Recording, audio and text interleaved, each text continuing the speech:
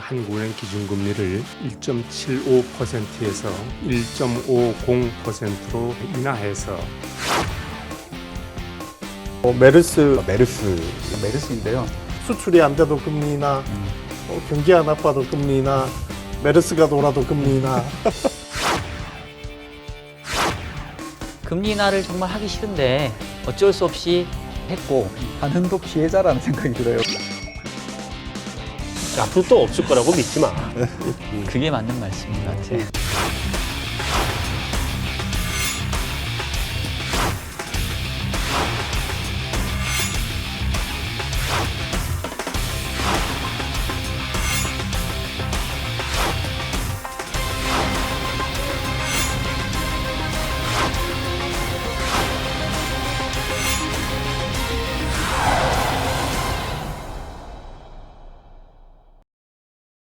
요번 금통이 어떻게 봤는지 한마디씩 좀 해줘 보세요. 뭐 아무래도 이제 제일 눈에 띄었던 거는 이례적으로 이 금통위원들의 생각이다라고 하면서 이제 덧붙인 말씀이 있었잖아요. 그러니까 이번에 금리 인하는 했지만 향후에 이 성장을 우리가 촉진하기 위해서는 구조개혁에 힘써야 된다. 그리고 금리 인하로 가계부채가 늘어날 걸로 예상되기 때문에 그에 합당한 그런 어떤 정책적인 대응도 있어야 된다.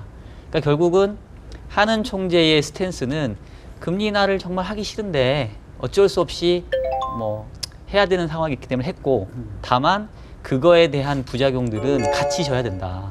우리는 할 만큼 했다. 뭐 그런 어떤 메시지를 좀 전달했던 게 아닌가. 일단 저는 그게 제일 기억에 남았던 것 같아요. 이정범 연구원은? 저는 금리 동결을 전망하고 있다가 이날에서 좀 데미지를 받아서 뚜렷한 인상이 안 남아 있고요.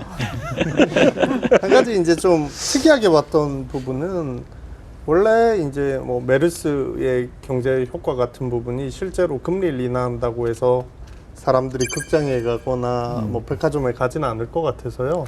일단 어느 정도 추이를 보고 소비 심리나 그 소비자 심리 같은 게 악화되면 경기 부양하는 측면에서 한번 내릴 수는 있지 않겠나라고 생각을 했었습니다. 근데 이렇게 확산되기 전에 그 과정이 전개되기 전에 금리 인하를 해버리는 거에 선제적으로 효과가 있을지 개인적으로는 좀 의문을 가지고 있고요. 또 한 가지는 미국이 금리를 올린다고 생각을 하고 있으니까 이걸 조금 더 금리 인하 카드를 늦게 쓰면 어떤 그동안 시장금리 상승을 억누를 수 있는 카드인 것 같은데 왜 이걸 이렇게 빨리 쓰면서 더 이상은 없을 것 같다는 시그널을 보냈는가 하는 부분은 좀 의문을 가지고 있습니다. 넘어가기 전에 내가 한마디만 못하면요. 예. 여태까지 금리 인하할 때마다 더 이상 없을 것처럼 시대마다 앞으로 또 없을 거라고 믿지 마. 그게 맞는 말씀인 것 같아요. 예, 저희 같은 경우에는 이번에 뭐 오늘 금통에서 가장 많이 등장한 단어가 아마 메르스였던 것 같은데 거기에 관련된 뭐 불확실성은 여전히 남아 있는 상태고 정부도 뭐 계속 거기에 대한 의견들 내놓고 있지만 이번 달 안에 수습이 된다면 뭐 과거에 중국은 사스가 8,000명이 감염이 돼서 1,000명 가까운 사망자가 나와서 2003년 2분기에 성장률 타격이 제법 좀 컸는데 근데 한 분기 정도 재료였거든요. 작년에 우리 세월호 참사 같은 경우에도 참 심리적으로 많은 부담이었지만 2Q 그로스가 전분기 대비 한 0.5% 다운되고 3Q는 다시 뭐 1% 가까운 성장으로 회복했던 경험을 떠올려 보면 그게 치명적일까에 대한 고민은 분명히 있습니다. 하지만 뭐 오늘 총재가 또 뒤에 이제 그 메르스 다음으로 또 거론을 많이 했던 수출.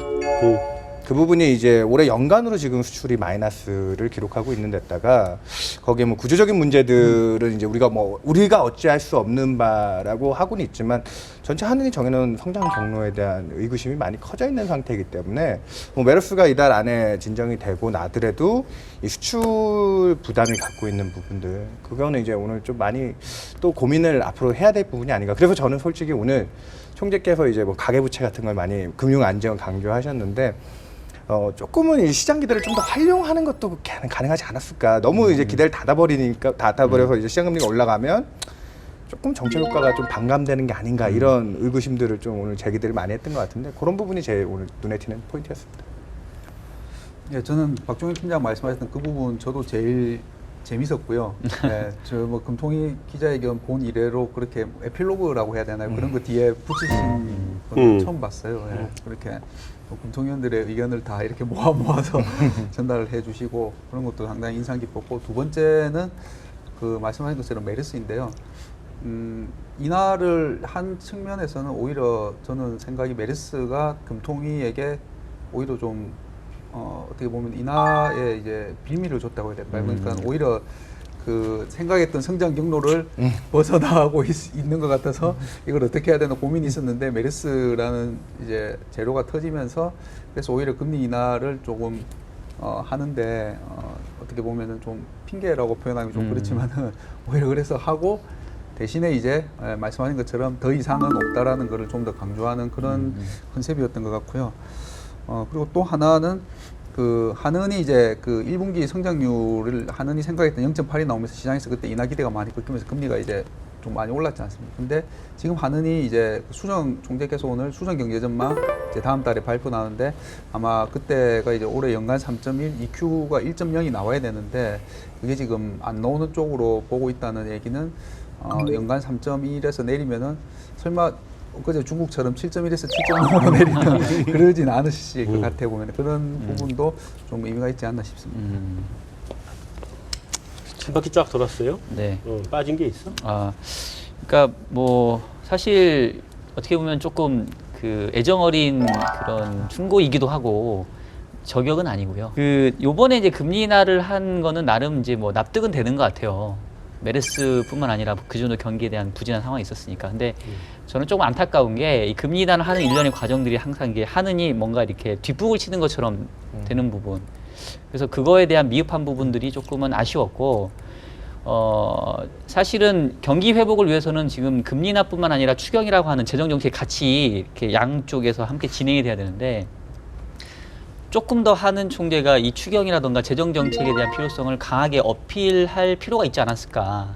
근데 요번에 그 기자의 질문 중에 이번에 금리 인하하고 추경 필요성도 있는 것 같은데 어떻게 생각하십니까? 라는 그 질문이 있었는데, 저는 조금 실망스러웠던 게 총재께서 이렇게 꼬리를 내리는 것처럼 추경은 정부의 고유 그 권한이기 때문에 뭐 그거에 대해서는 답변을 하지 않겠습니다. 이렇게 얘기를 하더라고요. 그래서 하는 총재라고 한다면 대한민국 경제에 있어서 당연히 이제 한쪽의 중심이기 때문에 지금처럼 이렇게 금리 인하를 하는 상황에서는 추경에 대해서도 조금 더 강하게 어필했다고 한다면 훨씬 더 이게 이 금리 인하 정책이 좀 빛을 발하지 않았을까. 근데 그게 조금 저는 아쉬웠던 것 같아요. 사실은 오늘 이제 내가 아주 강력한 저격수를 할 건데, 근데 이렇게 저격수를 하는 거는요, 대체로 사심이 있어. 그럴 때 저격수를 하죠. 그러니까 작년에 대출을 고정금리로 바꾸고 난 이후로 연장 금리 인하를 맞았거든. 그리고 올해 한 번 더 하고 난 다음에 이제는 없겠지 하고 고정금리를 또 하나를 바꿨는데 또 맞췄어, 나 지금. 그래 내가 저격수 안 하게 생겼어. 저격수 무조건 하지. 그 댓글들 대부분을 본부장님께서 다시는 거 아니에요? 비슷한 얘기예요. 기사 보니까 그런 게 있더라고요. 고정금리 대출 받게 해놓고 1억이냐 뭐 이런 거. 그러니까. 저 같은 경우에도 약간 사심이 있는데 퓨도 있지만 저는 이거 3월 초에 채권형 펀드를 개인적으로 다 이렇게 정리를 했었기 때문에 올해 시장 금리는 저점을 봤다. 아픔이 있겠구나.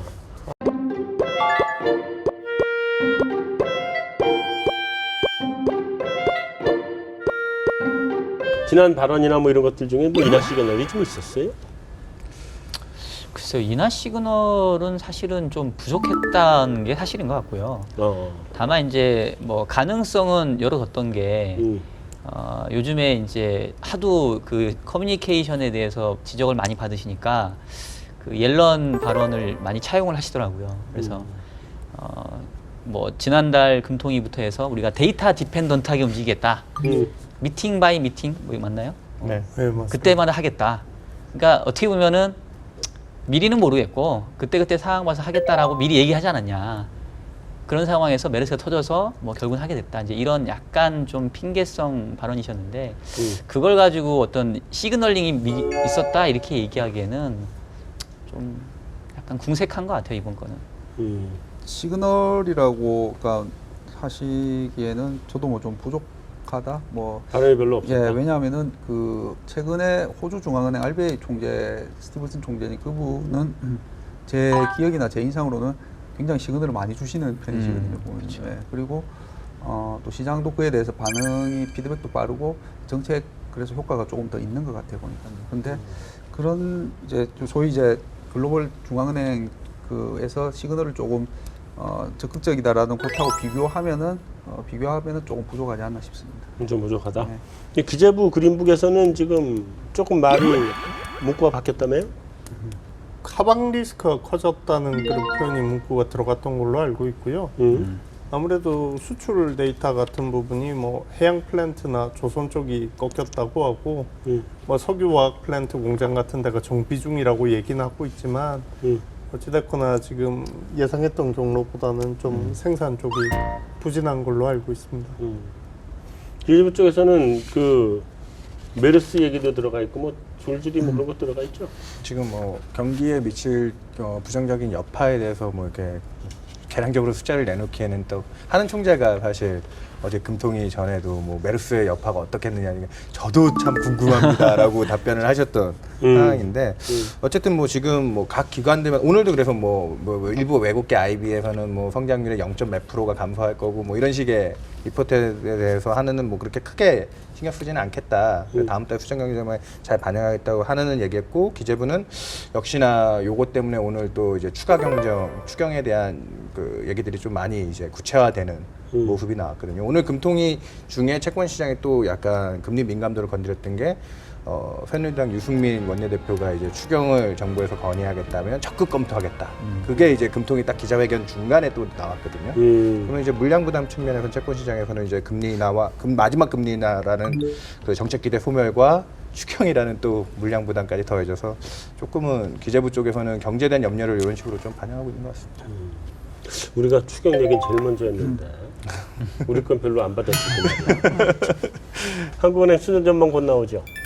예, 7월에 나오고요. 예.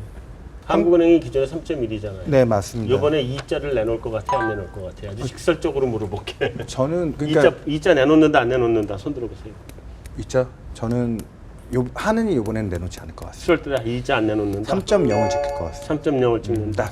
자, 그럼 이제 모든 전망 기관들의 전망치가 다 3.0으로 탄착권이 형성되고 있는 상황인데 그 3.0의 근거로 볼 수 있는 게 오늘 뭐 금리 인하도 선제적으로 했고 그다음에 추가 경정이 들어오면 보통 지난 2013년에도 한 17조 원 정도 이상의 추경을 가져오면서 성장을 좀 뒷받침했던 뭐 그런 경험이 있기 때문에 아마도 하느니 이번에 수정 전망할 때 이 추가 경정에 대한 얘기가 6월 달에는 가시화가 되면 그거를 성장률 전망에 좀 녹이려 하지 않겠냐. 그리고 KDI 같은 경우에도 이제 한은의 금리 인하와 정책적인 노력이 들어와서 올해 연간 성장률 3%가 달성이 가능합니다. 라는 시각을 제시했었는데 한은이 약간 유사한 패턴으로 좀 갈 수 있지 않을까. 아직까지는 주요 정책기관의 입장에서 희망을 버리려고 하지는 않으실 것 같아서 실질적으로 정책 수단들이 동원이 안 됐다면 3자 달성이 어렵다고 저희는 봐야 되는데 한은은 이번에 그런 근거들을 가지고 3자를 지키려 하지 않을까 생각하고 있습니다. 자, 선생님은 충분히 얘기했으니까 나머지 셋은요. 단답형으로 대답을 일단 해보세요. 이번에 2자 나온다, 안 나온다? 나온다. 뭐, 나온다. 여기는 나온다, 안 나온다? 저는 안 나온다. 한국은행에서 2자 안 내놓는다. 거기는? 전 나올 것 같습니다. 그럼 둘은 2자를 내놓을 것 같다. 이 둘은 2자 안 내놓을 것 같아요. 자, 이제 안 나올 것 같다부터 먼저 보충 발언 한번 해보시죠. 먼저 윤여섭 연구원이 먼저 말씀하셨지만 뭐 한국은행 산업 연관표를 보면 정부 소비나 투자의 부가가치 유발 계수가 0.7이나 0.8 정도 되고 수입 유발 계수 한 0.3 정도 잡아놔서 0.5 정도 보더라고요. 맞아.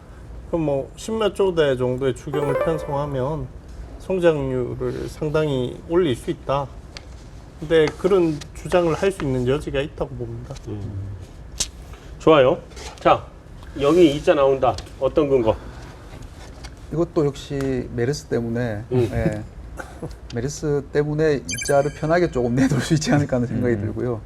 아니면 이제 3자라도 안에 이렇게 들어가 보면은 2.9 얼마에서 반올림에서 3에 가까운 그런 숫자. 네. 자, 거기는? 그러니까 저는 그 2% 후반을 내놓는 게 하는 입장에서는 편한 그런 숫자가 될 거라는 생각이 들어요. 왜? 개인적으로. 왜냐하면 그동안의 패턴을 보면 전망치를 너무 과하게 높게 책정해놓고 매 분기마다 걔를 이제 하향 조정하는. 그래서 어떻게 보면은 통화 정책이 계속 이렇게 뒷북을 치면서 주도적이보다는 소극적으로 이렇게 수동적으로 밀려왔거든요. 그래서 차라리 이참에 솔직한 숫자를 내는 게 하는 입장에서 좀 편하지 않을까 싶고, 추경을 해서 숫자를 올린다고 한다면 오히려 그 단사를 할 것 같아요. 그리고 추경 자체가 7월 달에는 아마 이렇게 구체화되지는 않을 겁니다. 아무래도 여야 어느 정도 합의를 하려면 그 자체를 가정하고 숫자를 내는 거에는 부담이 있을 것 같고, 차라리 2% 후반 정도로 해서 성장률을 내놓고 추경을 여기서 추경을 하게 되면 얼마만큼의 성장률 제고 효과가 있을 겁니다. 이렇게 접근하는 게 더 낫지 않을까 싶고요.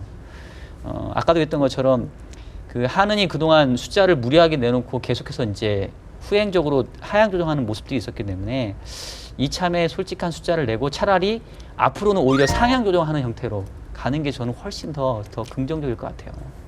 내가 아까부터 이게 본인의 생각을 얘기하지 말고 본인이 한국은행 그 조사본부장이면 그렇게 하겠다는 거잖아. 그거 말고 한국은행이 어떻게 할 것 아니 같은지 전망을 모르겠어. 물어보셨으니까 한국은행이 어떻게 할 것 같아? 한국은행도 저같이 할 거예요. 나라면 이렇게 한다가 아니라 그렇게 하실 거죠? 네. 그 부분에 대해서 제일 드는 생각이 사실 3월 인하할 때도 1, 2월 지표가 워낙 안 좋다고 해서 이제 선제적으로 그때도 금리 인하 얘기를 했는데 정작 까봤더니 분기 성장률이 원래 예측치 0.9에서 0.1밖에 그렇죠. 안 나진 0.8이 나왔어요. 그거 갖고 이제 좀 이제 D를 복귀하는 사람들은 한국은행이 과연 3월에 금리 인하 하는 게 맞았냐.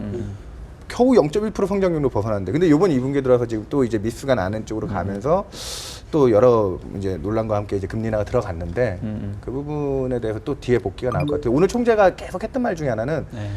7월 전망 하향 조정 할 거냐 했더니 뭐 가능성, 그러니까 확실한 뭔가를 이제 세게는 얘기를 안 하셨던 것 같아요. 아주 소폭의 조정 뭐 이런 느낌을 주셔가지고 뭔가 조금 아까 얘기하셨듯이 정부랑 계속 지금 교감하는 부분도 좀 있지 않을까. 그 부분이 중요할 것 근데 어떻게 보면 사실은 지금 예측이 안 되는 게 진짜 메르스가 한 달에 그칠 건지 이게 3개월 갈지에 따라 다르기 때문에 지금 숫자를 함부로 내놓는 거는 좀 위험했던 것 같고요. 그렇죠.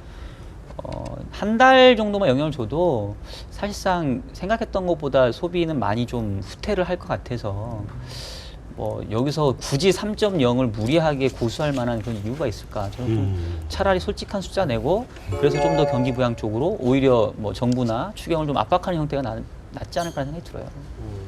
근데 어쨌든 난 3이라고 생각하는 이유는 뭐 그런 거예요. 한국은행이 그 금리를 인하는 하지만 여태까지 계속 금리 인하할 때 그 어쨌든 하여튼 하는 얘기나 이런 걸 보면 매파적인 성향은 버리지 못하고 있어요. 그래서 계속 금리를 인하 안 하려고 성장률을 높게 계속 발표한다고. 여태까지 계속 그래왔다고. 그러니까 안 그랬으면 좋겠다고 이제는 이번에 지키지 못할 약속 안 했으면 좋겠다고요. 이번에도 그럴 것 같다고. 어쨌든 거기에 이어서 우리가 질문을 한번 던지는 잠깐 퀴즈. 자, 잠깐 퀴즈. 이게 퀴즈인가요? 네. 7월 달에 추가 금리 있다 없다. 큐. 짜잔. 아, 다 동결. 만장일치네.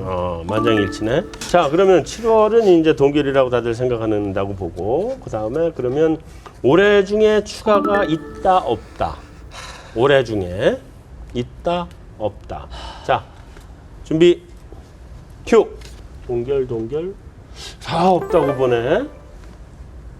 근데 단서는 좀 달립니다. 다 단서 달리? 단서는 늘 달리죠.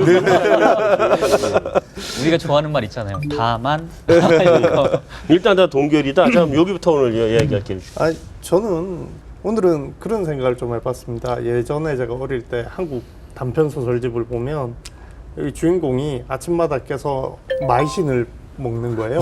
배가 항생제죠. 아, 이게 깜짝 놀랐어요. 전문 용어 두통이라도 먹고 배가 아파도 먹고 뭐 다리가 다쳐도 먹고 그래서 이게 만병통치약이에요. 근데 이게 통화 정책이라는 것도 저는 개인적으로는 신용 뭐 유럽이나 일본이나 다른 나라에서 파격적인 양적 완화를 했다 하지만 그 신용 쪽에서 경색이 왔으니까 했던 거지 뭐 가만히 있는데 한 건 아니라고 보고 있습니다. 그래서 M2 증가율이 9% 나오고 대출이 10조 원으로도 무조건 금리 인하를 해라.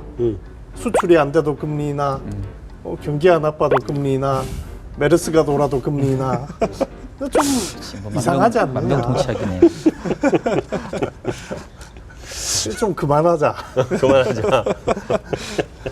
가정 없이 그만하자. 제 개인적인 바람입니다. 채권형 펀드 뭐 다 해제. 알겠습니다. 자, 김상훈 연구원. 저는 그 메르스 디펜던트라고 말씀을 드리고 싶고요. 네. 이게 항상 뭐 많이 말씀해 주시지만 정책이 득과실이 있지 않습니까? 근데 지금은 따지기가 곤란한 상황으로 점점 되어가고 있는 것 같아요. 그래서 저도 이제는 좀 그만했으면 좋겠다. 예, 예. 자, 그럼 우리 네. 윤여삼 연구원. 아까 뭐 하느니 7월에 3자를 지킬 수 있다라는 근거랑 좀 비슷한 부분인데요. 일단 정책들이 나올 거니까 추가 경정도 뭐 시간이 걸릴지는 모르겠지만 가닥은 잡힌 것 같고 그렇게 된다면 뭐 정책 효과들 확인할 때까지는 또 이제 그러려면 3분기 성장도 역시나 또 어렵다. 이런 게 조금 가닥이 잡혀야 되는데 지금 시점에서는 조금 좀 섣부른 감이 있어서 연내 아직은 동결 가능성이 높다. 동의할 수 없다. 네. 자, 마지막으로 우리 박종현 저격수. 저는 그 우리 이정범 연구원님 말씀하신 부분에 동감하는 게, 그러니까 질병과 처방이 지금 그 달라야 되는데 어디든 아프든 똑같은 약을 계속 먹는 것 같다라고 생각이 돼요. 그러니까 지금 금리 인하를 해야 되는 필요성을 많이 얘기하는 게 엔저와 수출에 대한 그 부담인데 사실 저는 그거에 대한 처방청은 외환 정책이라고 봅니다. 이제 정부가 아마도 하반기 경제정책 방향할 때 그 해외 투자 촉진책을 내놓을 것 같은데 저는 진짜 그렇게 했어야 됐다고 봐요. 우리가 일본 엔저가 다들 양적 완화에서 왔다고 생각하는데 그거 플러스 공적 연금의 해외 투자를 확대한 부분도 훨씬 컸다고 보거든요. 그러면 정말 엔저가 걱정이 되고 수출이 걱정이 된다고 한다면 외환 정책을 바꿔가지고 해외 투자를 확대하는 쪽으로 가면 되는데 그거를 금리 인하로 계속 한다라는 거 좀 문제가 있는 것 같고 소비 둔화에 대해서 금리 인하한다고 해서 사람들이 메르스를 무릅쓰고 극장에 가고 뭐 소비를 하고 안 할 거거든요. 취약계층과 그 필요한 쪽에 정말로 재정을 지원해주는 재정 정책이 필요한데 그래서 경기 부양을 이제 더 하려고 한다면은 금리 인하 하지 말고 진짜 추경해서 돈 써라. 그래서 결국은 앞으로 필요한 그 정책들은 금리 인하가 아니라 그거에 맞는 맞춤 정책이 나와야 된다고 보기 때문에 더 이상 금리 인하를 해서는 안 된다라고 저는 생각하고요. 할 필요도 뭐 지금 상황에서는 뭐 이 정도면 충분히 한 게 아닌가 그런 생각이 듭니다. 이분들이 다 이상한 분들이야. 나는 한국은행이 어떻게 할 것 같으냐를 물어본 건데 전부 다 이랬으면 좋겠다를 얘기하는 것 같아 지금. 뭐 응? 그게 전망이니까. 내가 하나 더 물어볼 거예요. 세 개를 물어볼 건데 이번에 미국이 금리 인상 시기를 연말로 늦추면 자 하반기에 이 추가로 있다 없다. 자, 준비. 하나 둘 셋 큐. 동결둘 인하둘. 자 이제 요즘 달라지죠? 네, 얘기 한번 해보세요. 왜 왜 미국 금리 인상이 연기되는지 그 기본 배경이 더 중요할 것 같아요. 그러니까 예를 들면 미국 경제의 그 둔화 리스크가 다시 커져가지고 그래서 늦추는 거다. 그러면 저도 팻말을 인하 쪽으로 바꿀 용의는 있습니다. 근데 지금 상황에서는 그런 쪽보다는 미국 입장에서 최근에 달러 강세에 대한 부담을 느끼고 있기 때문에 경기는 좋은데 아직은 물가가 안정적이니까 조금 금리 인상을 이렇게 좀 인내심을 가지는 오히려 어떻게 보면 인플레를 조금 더 조장하고자 하는 그런 정도라고 한다면 뭐 한국이 여기서 더 인하를 해야 될 만한 상황은 아닌 것 같고요. 그래서 미국 금리 인상이 연기되는 그 원인, 배경이 어떠냐에 따라서 조금은 다른 것 같은데 지금 상황에서는 미국이 늦춘다고 해서 우리가 그 정도 상황은 아닌 것 같다. 박종현 위원이 아까 하신 말씀에 약간 첨가를 하자면 결국 금리를 뭐 공식적으로는 얘기를 못해도 부동산이나 유동성 때문에 금리를 더 내린 게 아니라면 결국 환율 정책 쪽이 요구가 있다고 생각이 되는데요. 그런데 그 해외 투자 활성화 방안이 나가서 돈이 밖으로 나가게 되는 그 규제 완화가 이루어지면 자연스럽게 환율 압력을 막을 수가 있지 않느냐라고 보고 있습니다. 지금 우리나라 미국 채금리가 어제 2.48이고 우리나라가 한 50 좀 한 5쯤 넘었던 걸로 알고 있는데 그렇게 보면 원래는 나가야 되는데 우리나라에 외국인이 환해지라고 한국에 들어오는 자금이 없으니까 없고 우리나라 보험하고 연금만 환해지를 해서 나가려 하니까 이게 그 CRS 레이트하고 USD IRS 레이트하고 70bp쯤 차이 나더라고요. 환해지 코스트가 70bp씩 드니까 못 나가는 거예요. 근데 이 부분을 예를 들어서 임의로 어느 정도 익스포저는 해라고 만약에 풀어주면 당장 나갈 거다. 상당 자금이. 그렇게 되면 이런 상태에서 환율을 더 내리기 위해서 자본 유출을 유도하려고 금리를 더 내리려고 하면 미국의 시장 금리가 확 떨어져야 되는데 제 생각에는 미국 금리 인상이 9월이 아니라 12월로 미루어져도 구두 개입만 계속 나오면 시장 올라간다고 생각만 하면 시장 금리는 많이 못 반영한다. 떨어진다고 본다. 그렇게 생각합니다.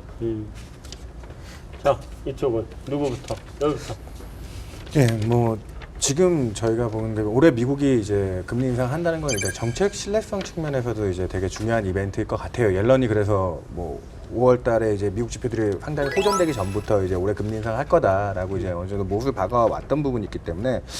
저가 가정하는 부분은 만약에 미국이 이제 9월보다도 지금 시장에 기대하는 9월보다도 늦춰지는 상황은 경기에 대한 이제 좀 어려운 부분이 부각이 됐을 때 미국이 좀 정책 수단들을 좀 늦추지 않겠냐라는 부분을 보고 있고 미국이 그 정도 또 늦춰지면 안 그래도 우리나라 이제 수출의 구조적인 문제들이 많이 거론되는데 글로벌 펀더멘탈 상황에 뭐 좀 균열이 있을 거다라고 보기 때문에 그렇게 됐을 경우에는 또 지금 이제 미국 금리와 우리 금리 스프레드 차이에 대한 부담도 있는데 미국의 긴축을 늦춤으로 인해서 미국 금리가 좀 슬로워진다면 상대적으로 이제 한국 시장에 좀 여유가 있지 않을까 그런 부분에서 인하 가능성을 좀 엿보고 있습니다.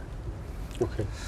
저는 그 3월에 이 앞에 금통위가 인하했을 때 시장이 그때 4월 정도를 생각하고 있었는데 생각보다 좀 빨리 3월에 있지 않습니까? 근데 왜 그랬을까? 그 중에 하나가 그때 미국이 1Q에 뭐 날씨도 안 좋고 뭐 달러 강행이면 수출도 안 되고 그러면서 올해 안에 못 올릴 거다라는 얘기들이 많이 나오기 시작했죠. 그러니까 옐런 의장이 나와서 아니다라고 올릴 수 있다라고 얘기했죠. 그러면서 그때 미국 쪽 컨센이 그때는 못 올린다, 그러니까 뭐 올린다 해서 올린다고 하면은 바로 6월로 그때는 컨센이 붙었었죠 보면은. 그러니까 그때 금통위는 4월을 만약에 생각했었다면은 생각하고 있었는데 미국이 6월에 한다니까는 아 그럼 우리 빨리 해야겠네 싶어서 그것도 어느 정도 영향이 있었다고 보고요. 개인적으로는 한미 금리 차가 난다고 해서 자본이 유출될 가능성 별로 안 높다고 봅니다. 근데 정책을 하는 분들이나 언론이나 여론에서 하도 그게 지금 날리고 이슈니까는 그래서 미국이 지금 다시 9월로 당겨오니까 이번에 마침 메르스도 있고 해서 그래서 예를 들면 7월하고 6월에서 선택해야 됐었다면은 그래서 6월 그런 생각이 들거든요 보면. 그래서 그게 미국이 늦춰지면은 금리 차나 그런 것 때문이 아니고 단지 미국이 늦춰졌다는 그것 때문에 자는한테도 만약에 다른 변수가 생기면은 또 한 번 더 생각할 수 있는 여지를 줄 수. 그래요. 자, 우리 금리 동결이냐 이게 충분히 얘기 들었으니까 이제 던져버리고 다음으로. 자, 우리 채권 시장 한번 우리 얘기 이제 충분히 했으니까 채권 시장 한번 얘기해 봅시다. 자, 우리 하반기 채권 시장 어떨 것 같아요? 일단 저는 금리가 조금씩 오를 가능성이 높다고 보고 있고요. 네. 그 이유는 이제 뭐 추경 편성 가능성도 있고요. 미국채 5년 금리가 1.85니까 외국인이 나가진 않아도 들어올 유인이 상당히 많이 줄어들어 있는 것 같아서 수급 쪽 측면에서는 좀 나쁜 쪽으로 보고 있고요. 미국채 장기 금리가 올라가는 부담이 있다 보니까 장기 금리는 조금 올라갈 것 같고 단기도 금리 인하를 다 프라이싱 했으니까 단기도 뭐 특별히 내려가긴 좀 어려울 것 같습니다. 근데 문제는 한 뭐 5년, 또 7년, 4년 이런 구간들이 지금 기준금리 인하가 되면서 기준금리 대비 스프레드가 좀 많이 벌어져서 뭐 캐리 수익 메리트가 있다 해서 강세를 시도할 수 있느냐 아니면 글로벌 금리 상승의 충격으로 조금 더 밀리느냐 아마 그 정도 타이밍 싸움이지 않을까 그렇게 생각합니다. 그 일단 금리 하단은 좀 계속 이제 제한되는 분위기일 것 같습니다. 일단 통화 정책이 이제 막혔고 그다음에 다른 이제 중요한 변수 중에 하나인 이제 물가가 어쨌든 기저효과 때문에 더 이상 안 내려간다는 거. 그것도 물가도 하단을 맞고 기준금리도 하단을 맞고 그러면 이제 위쪽으로 상방 요인이 더 많고 그리고 뭐 글로벌 이제 국내 요인 이벤트가 점점 소멸되면은 해외 쪽에 신경을 쓸 텐데 해외는 어쨌든 또 위로 올라갈 가능성이 많고요. 그러면 금리는 아래쪽보다는 위쪽이 좀 더 열려 있고 근데 다만 이제 저는 추경 그 부분에 있어서는 추경을 적극적으로 할 수 있을까라는 데는 저는 약간 의문이 있습니다. 그래서 왜냐하면은 추경이 지금 채권 시장에 굉장히 중요한 중요하죠. 이슈죠. 예, 추경을 얼마나 저희도 물건이 나오냐. 예, 장단기 스프레드는 확대되는 쪽으로 보고 있는데 다만 이제 추경을 한다고 하면은 더 확대되겠죠 이제 보면은. 근데 그 지금 그런 것 같습니다. 저는 약간 표현이 맞을지 모르겠는데 한은도 피해자라는 생각이 들어요. 왜냐하면은 아까 말씀하신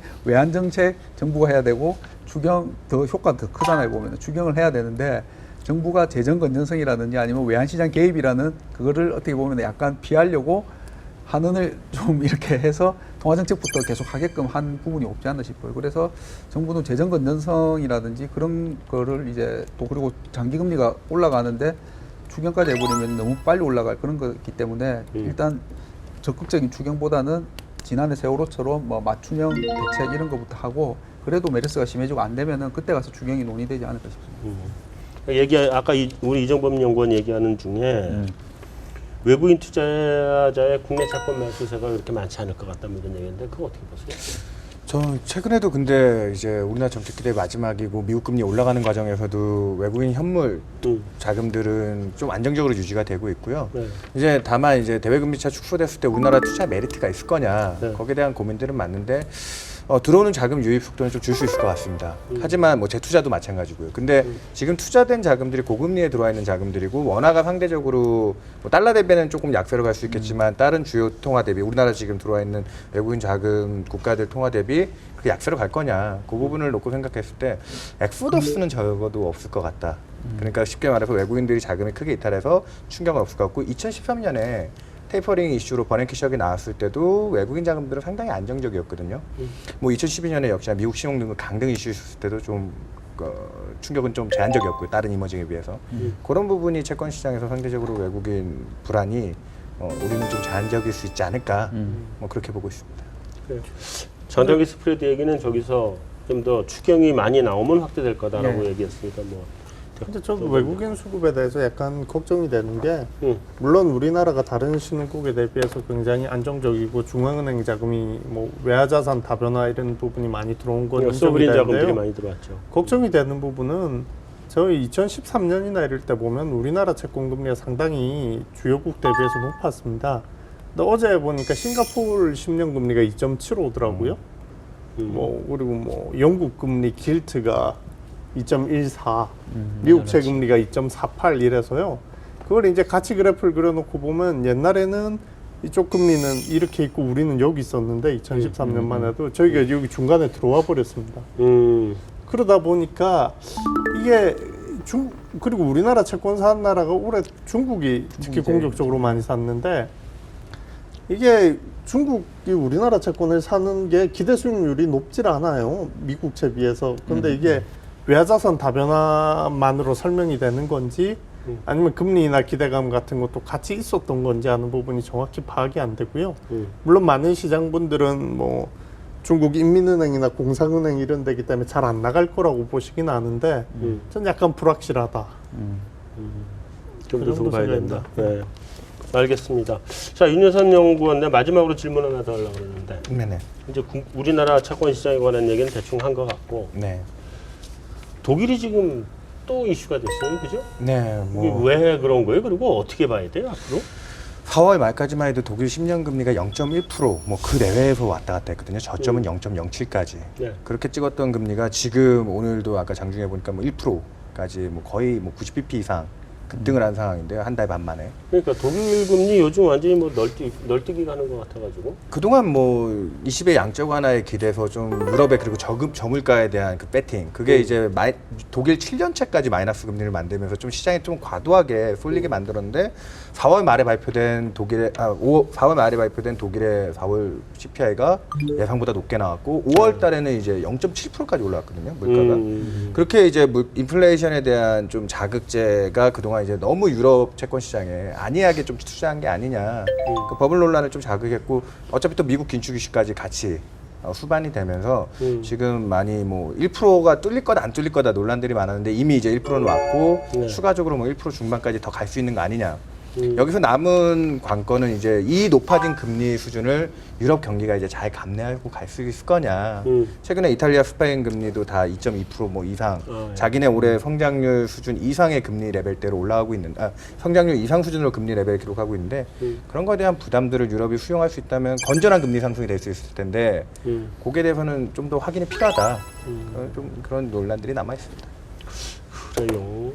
그러면 일본은 구로다 총재가 엔화는 너무 과도하다. 뭐 이런 더 추가적인 약세 너무 과도하다. 뭐 이런 얘기를 좀 했더라고. 그러니까 일본은 그렇다면 얘기는 뭐 양적 완화나 뭐 이런 쪽이 그렇게 많이 나오지는 않을 가능성도 있다 이렇게 보여지던데. 거기다 일본은 그렇게 크게 변수가 되는 부분들은 없는 것 같고, 그죠? 미국하고 유럽 쪽에 좀 변수가 될 것들은 뭐가 있어요? 채권 시장에 변수가 될 거, 글로벌 시장에서 올만한 그 변화 요인 뭐가 있는지 잘 얘기하고 오늘 마무리하죠. 그러니까 저는 기본적으로 그 결국 물가가 핵심이라고 봐요. 그러니까 저희가 올해 하반기에 그 띠으로 잡고 있는 게 디플레이션 사이클이 끝나고 과연 인플레이션 사이클로 넘어갈 거냐 이제 그 과도기적인 상황인 것 같고요. 네. 저희는 일단은 뭐 한 리플레이션 정도 될 것 같다라고 보는데 글로벌 금리가 오르는 이유 심플합니다.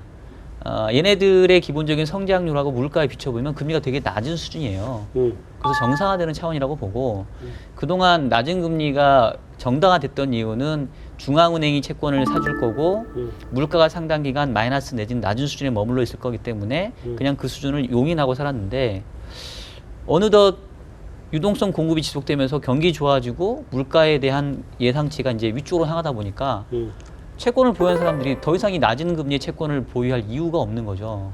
차라리 더 기대 수익이 높은 위험 자산이나 뭐 실물로 옮겨가는. 그래서 향후에 이 물가에 대한 흐름이 디플레이션 사이클에서 벗어나서 인플레이션 사이클로 갈 건지 아니면 갈 수 있다는 어떤 희망을 보여줄 건지 이제 이 부분이 뭐 미국이건 유럽이건 글로벌 채권 시장 전체의 화두가 되지 않을까 싶고요. 그렇게 보면은 결국 또 유가가 향후에 어떤 모습을 보일 것인지가 결국은 또 하나의 키 팩터로 남지 않을까 이런 생각이 듭니다.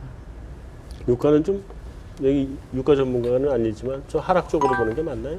글쎄요, 유가 전망은 제가 뭐 네, 알겠습니다. 죄송합니다. 네. 자, 우리 여기서 오늘 메인 토크 마무리하고 그 한 분 조퇴로 보내드리고 한 달 후에 다시 또 보죠. 네, 네. 감사합니다. 자, 메인 토크 마무리합시다.